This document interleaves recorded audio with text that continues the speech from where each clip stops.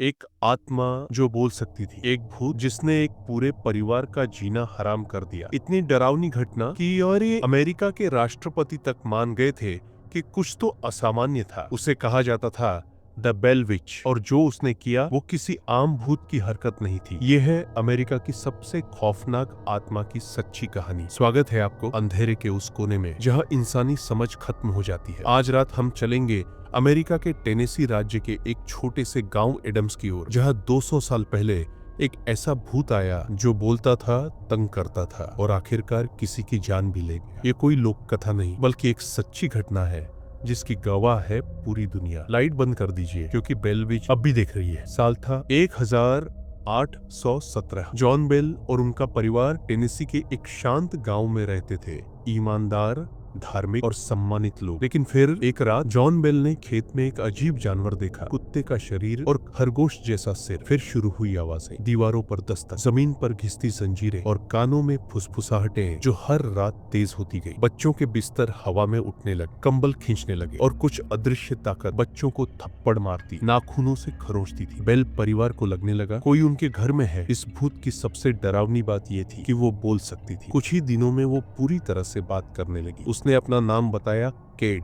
और कहा कि उसका एक ही मकसद है, जॉन बेल को मारना। वो भजन गाती, बाइबिल की लाइनें बोलती और घर वालों की नकल उतारती। जब कोई मेहमान आता वो उनके रहस्य और पाप सबके सामने उजागर कर देती। लोग मीलों दूर से इस भूत को देखने आते और कोई भी खाली हाथ वापस नहीं गया। हाँ, अमेरिका के भविष्य के राष्ट्रपति एंड्रयू जैक्सन खुद बेल परिवार के घर आए। उन्हें लगा ये सब एक नाटक है। लेकिन उसी रात एक सिपाही अचानक चिल्लाने लगा, मेरे शरीर में सुइयां चुभ रही हैं। घोड़े हिलने से मना करने लगे। रथ की पहिए लॉक हो गए। जैक्सन ने कहा, सच में ये चुड़ैल है। अगली सुबह वे सब भाग गए, कभी वापस नहीं आए। बेल विच का जॉन बेल से लगाव अब नफरत में बदल चुका था। वो बीमार पड़ने लगे, उनकी जुबान सूज जाती, बोल नहीं पाते, खाने से परहेज करने लगे और जब वे तड़पते आत्मा जोर से हंसती। 20 दिसंबर 1820 जॉन बेल की लाश उनके बिस्तर पर मिली। बगल में था एक काले रंग की शीशी। जब उसे एक बिल्ली को पिलाया गया वो उसी वक्त मर गई। और तभी आत्मा की आवाज गूंजी, मैंने कल रात उसे इसका एक बड़ा डोज दिया, अब वो कभी नहीं उठेगा। दफनाने के दौरान भी उस भूत ने जोर से गाना गाया जब तक अंतिम मिट्टी की परत नहीं डाली गई। जॉन बेल की मौत के बाद उस भूत की मौजूदगी धीरे धीरे कम हो गई, लेकिन जाने से पहले उसने एक वादा किया, मैं 7 साल बाद लौटूंगी। और 1828 में बेल परिवार को फिर से अजीब घटनाओं का सामना करना पड़ा। अब की बार कम हिंसा पर आवाजें और संदेश फिर आने लगे। कुछ महीनों बाद सब शांत हो गया, पर लोगों का मानना है वो आत्मा आज भी